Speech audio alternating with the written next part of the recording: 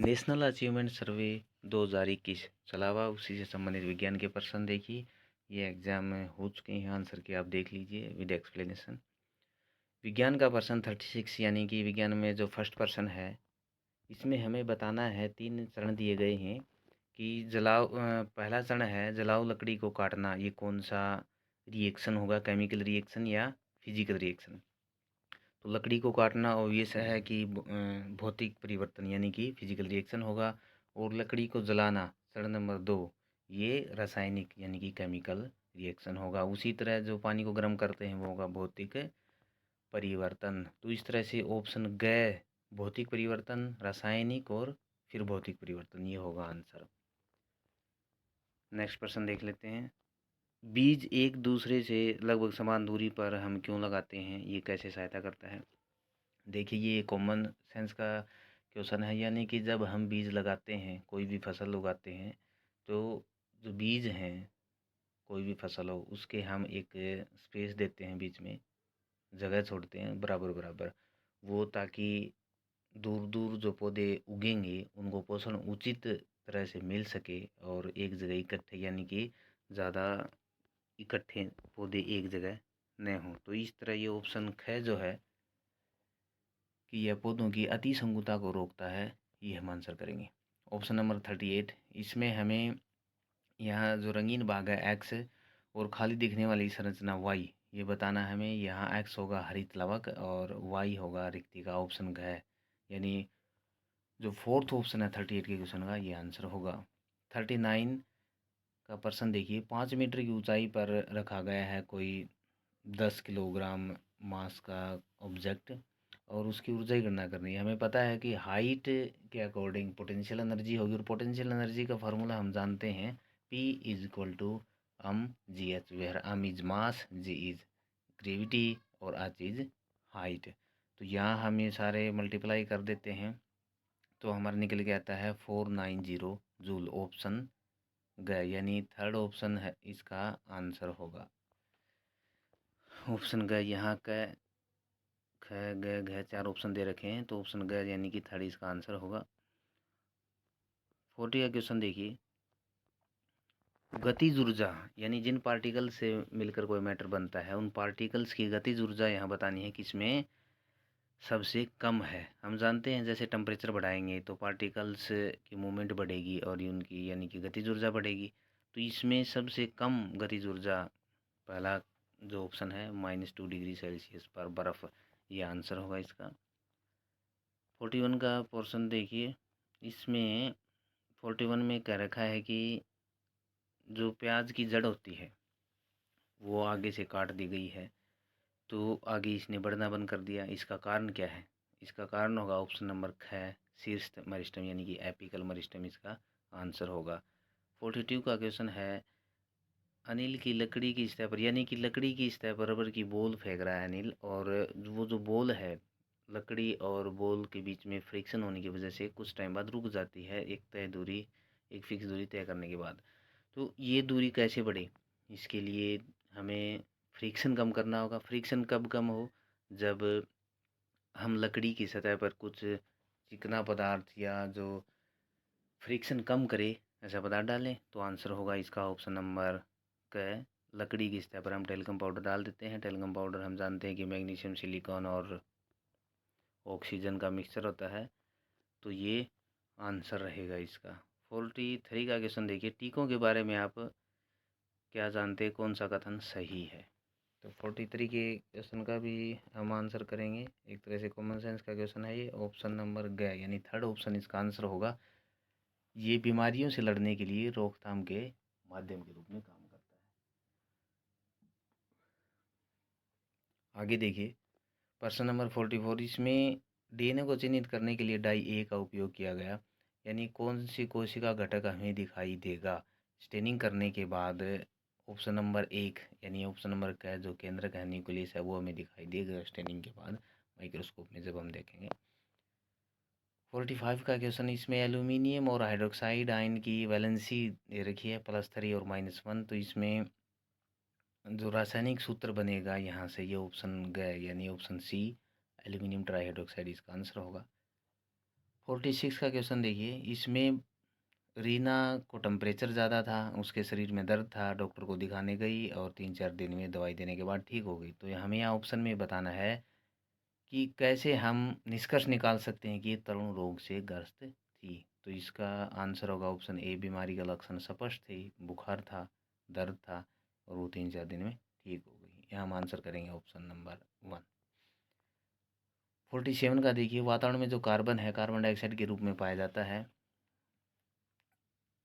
जैविक जीवन में आधार के निर्माण के लिए कार्बन को कैसे, यानी कि कैसे हम इसको एक तरह से मैग्नीफिकेशन जो होता है, यानी कि हम वातावरण में लाते हैं, फिर यूज़ करते हैं, फिर वापस कर देते हैं, वो साइकिल होती है। तो उसमें क्या हम कैसे करेंगे, ये होगा क्लोरोफिल के माध्यम से। वातावरण में जो कार्बन डाइऑक्साइड होती है वो फोटोसिंथेसिस के दौरान क्लोरोफिल के थ्रू वापस ऑर्गेनिक मैटर बदल जाती है। ऑर्गेनिक मैटर जो हम खाते हैं, वहाँ रेस्पिरेशन वगैरह होता है, फिर CO2 हम निकालते हैं, तो एक साइकिल चलती रहती है। तो हम इसका करेंगे ऑप्शन नंबर 4 आंसर होगा इसका, क्लोरोफिल के माध्यम से। 48 का क्वेश्चन देखिए, जो एम्बुलेंस होती है उसका सायरन हम सभी ने सुना है, काफ़ी तीव्र होता है। हम चाहे गाड़ी किसी से बंद करके बैठे हों, हमें सुनाई देगा और काफ़ी दूर तक सुनाई देता है। तो इसके लिए कुछ करैक्टर्स होते हैं, वो क्या होते हैं, यानी कि उसकी पिच और एम्पलीट्यूड क्या होगा। पिच यानी कि तारतव ज़्यादा होना चाहिए। तारतव मीन्स यानी कि हम बंद करके बैठे हैं कहीं, तो हमें वहाँ अंदर तक पेनिट्रेट करे आवाज़ और वो सुनाई दे। एम्पलीट्यूड यानी कि ज़्यादा दूर तक और आवाज़ में भारीपन हो, लाउडनेस हो। तो ये दोनों होनी चाहिए। ऑप्शन नंबर सी यानी कि गय वाला सही है, उच्च तारतव और बड़े आयाम। 49 का क्वेश्चन देखिए, इसमें बीकर में नीला घोल है, यानी कि बीकर है उसमें कॉपर सल्फेट है और इसमें जो धातु ए है ये कौन सी हमें बतानी है। ये धातु ए का एक और काम बता रखा है कि ये लोहे को जंग लगने से बचाती है। तो हम यहाँ आंसर करेंगे ऑप्शन 2 यानी जिंक। जिंक हम कवरिंग करते हैं लोहे पर, ताकि जो लाइफ है लोहे की वो बढ़ जाए, जंग जल्दी न लगे। 50 का प्रश्न देखिए, न्यूटन की गति का जो पहला नियम है इसमें किस उदाहरण से के द्वारा समझा जा सकता है। न्यूटन की गति का हम पहला नियम जानते हैं। नियम ये है कि कोई भी ऑब्जेक्ट अगर रेस्ट में है तो रेस्ट में ही रहेगा। कब तक, जब तक उस पर एक्सटर्नल अनबैलेंस्ड फोर्स न लगे। पॉइंट नंबर 2, कोई भी ऑब्जेक्ट अगर मूविंग कंडीशन में है तो मूव ही करता रहेगा unless any external unbalanced force उस पर एक्ट नहीं करता। तो इसका हम एग्जाम्पल देंगे ऑप्शन नंबर 2, धावक समापन रेखा को पार करने के तुरंत नहीं रुकता। इसका आंसर होगा। नेक्स्ट पर्सन है 51। इसमें 51 के पर्सन में हमें यहाँ पार्टिकल्स निकालने हैं, यानी हमें यहाँ जो गैसेस दी हुई हैं उनका एक मोल हम जानते हैं कि एवोगैड्रो नंबर के बराबर होगा। और एवोगैड्रो नंबर की वैल्यू क्या होती है, 6.022 इंटू 10⁻23। तो ये हो गए मोल में इतने मॉलिक्यूल्स। और अगर हम पार्टिकल यानी कि एटम्स की बात करें तो जितने भी एटम्स हैं, H2 में 2 हो गए, O2 में 2 हो गए, अमोनिया में 4 हो गए, हीलियम में 1 होगा, इसको मल्टीप्लाई कर देते हैं। और साथ में जितने ग्राम दिए हुए हैं, जैसे 16 ग्राम ऑक्सीजन में, तो हम यहाँ लेकर चलेंगे जो 32 ग्राम ऑक्सीजन होती है उसमें नंबर ऑफ मॉलिक्यूल्स n, और 16 ग्राम में 16 को हम ऊपर ले जाएंगे, 32 को नीचे ले आएंगे, तो n/2 हो जाएगा। और इसको मल्टीप्लाई कर देंगे नंबर ऑफ एटम से, यानी कि 2 से। तो इस तरह हम देखेंगे तो आंसर आएगा ऑप्शन नंबर 1, 8 ग्राम हाइड्रोजन। इसमें सबसे ज़्यादा कण होंगे। क्वेश्चन नंबर 52, हल्दी। हम जानते हैं कि जो हल्दी होती है वो एसिड के साथ सेम कलर दिखाते, यानी अलग कलर शो नहीं करते, येलो कलर ही रहता है एसिड में उसका। और जो बेसिस हैं जैसे साबुन हो गया, डिटर्जेंट हो गया, बाइकार्बोनेट हो गया, तो इनके साथ ये रेड हो जाएगी। तो ऑप्शन नंबर है यानी ऑप्शन नंबर 2 इसका आंसर हो जाएगा, रेड हो जाएगी।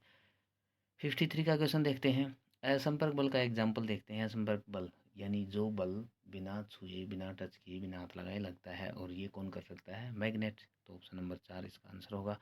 52 का प्रश्न देखिए, जब बच्चे 13, 14, 15 साल के होते हैं तो वहाँ क्या टेस्टोस्टेरोन बढ़ जाता है, उसका लेवल बढ़ जाता है, यानी कि उसका स्त्राव होने लगता है यौनावस्था में। तो चेहरे पर जो सेकेंडरी कैरेक्टर्स होते हैं मेल के वो आने लगते हैं, जैसे मूंछें वगैरह, आवाज़ भारी होना। तो ये आंसर रहेगा इसका ऑप्शन नंबर 2 यानी कि ख। 55 का क्वेश्चन देखिए कि कोई भी इंसिडेंट लाइट आ रही है, प्लेन मिरर है, और उसका जो नॉर्मल है उसके साथ वो एंगल बनाती है, इंसिडेंट एंगल 40 डिग्री। तो हम इसके जो नियम है रिफ्रैक्शन के, उसके अकॉर्डिंग हम जानते हैं कि जो इंसिडेंट लाइट नॉर्मल के साथ एंगल बनाएंगी वही रिफ्रैक्टेड लाइट नॉर्मल के साथ एंगल बनाएंगी, यानी 40 डिग्री बनाती है। तो 40 डिग्री ही इसका आंसर होगा रिफ्रैक्टेड रे के रूप में।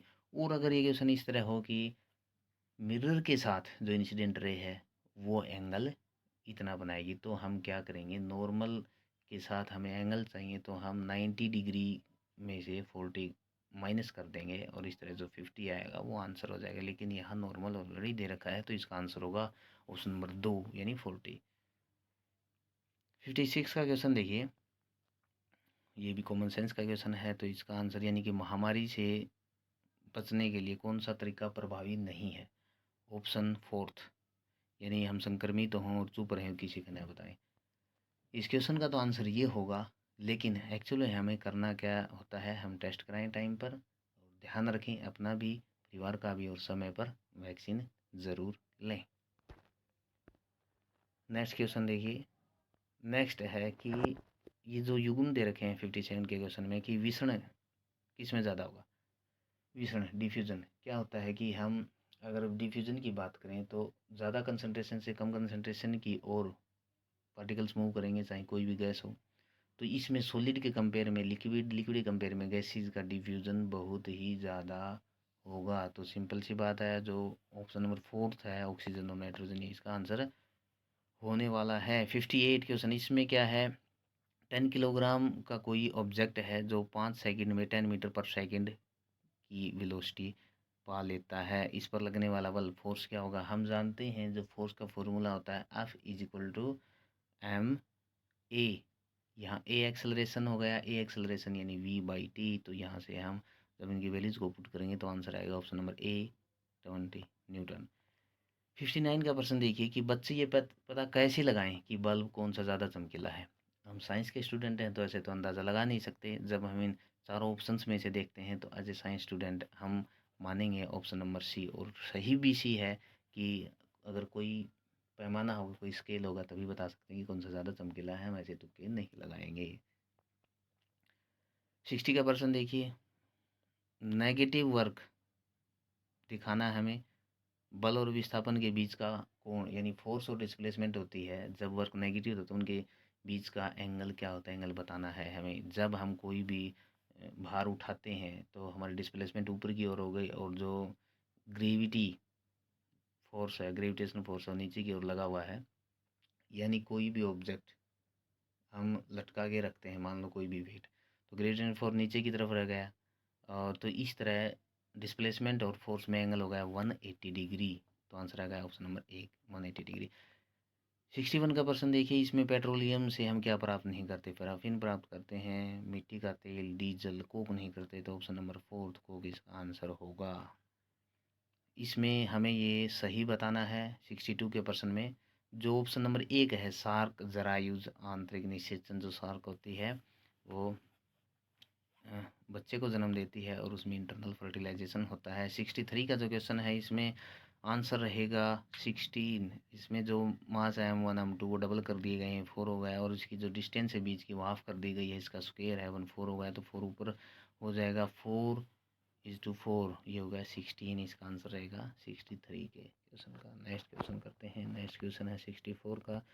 64 में क्या पूछ रखा है, 64 में पूछ रखा है कोई एथलीट है, उसने बॉल पकड़ने के लिए ऊपर गया वो और नीचे आया, लेकिन दोनों टाइम उसने जो टाइम कंज्यूम किया वो है 0.4 सेकेंड, और जी की वैल्यू दी हुई है। हम जानते हैं formula S is equal to U T plus half G T square. यहाँ जी ग्रेविटी हो गया, जो वैल्यू दे रखी है, टी का हमें पता ही है, और यू जो इनिशियल वेलोसिटी वो 0 हो गई। तो इस फॉर्मूले के अकॉर्डिंग जब हम वैल्यू पुट करके निकालेंगे तो आंसर आएगा ऑप्शन फोर्थ 0.784 मीटर। यहाँ देखिए क्वेश्चन नंबर 65, इसमें हमें क्या निकालनी है, रिकॉइल वेलोसिटी निकालनी है। जैसे हमने काफ़ी क्वेश्चन देखे होंगे, हमने पिस्टल से गोली चलाई तो जो पिस्टल की रिकॉइल वेलोसिटी यानी जो बैक मारता है उसकी वेलोसिटी क्या होगी वो निकालनी है। तो इसका हम फॉर्मूला अच्छे से जानते हैं, m1 प्लस m2 v2 जानते हैं ना। तो हम यहाँ जो इनिशियल वेलोसिटी की बात करें, इनिशियल वेलोसिटी 0 होगी, तो यहाँ लेंगे हम m1 v1 के रूप में। m1 हो गया हमारा जो बास्केटबॉल है उसका वेट 0.6 किलोग्राम ले सकते हैं हम, और v1 हो गया इसकी जो वेलोसिटी है 4 मीटर पर सेकंड, और प्लस m2 लेंगे हम जो बास्केटबॉल खिलाड़ी है उसका वेट 50 किलोग्राम, और v2 यानी रिकॉइल फोर्स जो लगेगा माइनस में जो लगेगा यानी कि जो उल्टा लगेगा, यानी कि जो न्यूटन का थर्ड रूल है वो लगेगा। तो जब हम ये निकालेंगे वैल्यू पुट करके तो हमें क्या मिलेगा, हमें मिलेगा -0.048 मीटर पर सेकंड। तो ये क्वेश्चन आंसर थे हमने किए नेशनल अचीवमेंट सर्वे 2000 जो चल रहा है। आगे भी जो क्वेश्चन आते रहेंगे हम ऐसे ही सॉल्यूशन प्रोवाइड करते रहेंगे। आप हमसे जुड़े रहिए।